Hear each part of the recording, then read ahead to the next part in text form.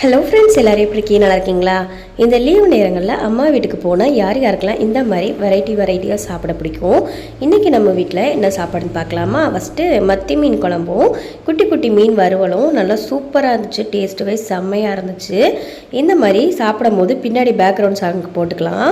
என்ன அப்படின்னா, இந்த பொறப்பு தான் நல்ல ருசிச்சு சாப்பிட கிடக்குது அப்படின்னு கூட போட்டுக்கலாம். ரெண்டாவது நாள் நல்லா தலைக்கறி வச்சு மட்டன் கோலா உருண்டை மூளை ஃப்ரை செம்ம டேஸ்ட்டாக இருந்துச்சு. அதாவது மூளை பிரட்டல். இந்த மாதிரி காம்போல யாருக்கு பிடிக்குமோ மறக்காமல் கமெண்டில் சொல்லுங்கள். இந்த மாதிரி சூப்பராக நல்லா டேஸ்ட்டாகவும் சாப்பிடணும்னு நினச்சிங்கன்னா கண்டிப்பாக உங்கள் அம்மா வீட்டுக்கு போங்க. நல்லா சூப்பராக செஞ்சு கொடுப்பாங்க. எங்கள் அம்மா வீட்டுக்கு வந்தால் நல்லா சூப்பராக வெரைட்டியாக உட்காந்து சாப்பிடலாம். அடுத்த நாள் மட்டன் பிரியாணி, இது கூடவே சிக்கன் 65, ரைத்தா, என் பையனுக்கு பிடிச்ச இந்த மாதிரி கலர் வடகம். ரொம்பவே காம்போ சூப்பராக இருக்கும்.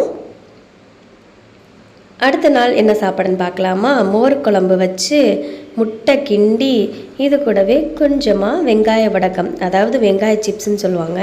டேஸ்ட்டு செம்மையாக இருக்கும். அப்புறம் அடுத்ததாக உருளைக்கிழங்கு சோறு. என் பையனோட ரொம்ப ஃபேவரட், எனக்கும் ரொம்ப பிடிக்கும் உருளைக்கிழங்கு சோறு. அடுத்ததாக தேங்காய் துவையல் வச்சு சூப்பராக இருந்துச்சு. இந்த டேஸ்ட் உங்களுக்கு பிடிக்கும்னா கமெண்டில் சொல்லுங்கள். நல்லா சூப்பரான சிக்கனை வச்சு ஃப்ரை, ரைத்தா, லாஸ்ட்டாக சூப்பரான சிக்கன் ஃப்ரை, மந்தி பிரியாணி, சிக்கன் தந்தூரி சூப்பர் டேஸ்ட்டாக இருந்துச்சுங்க.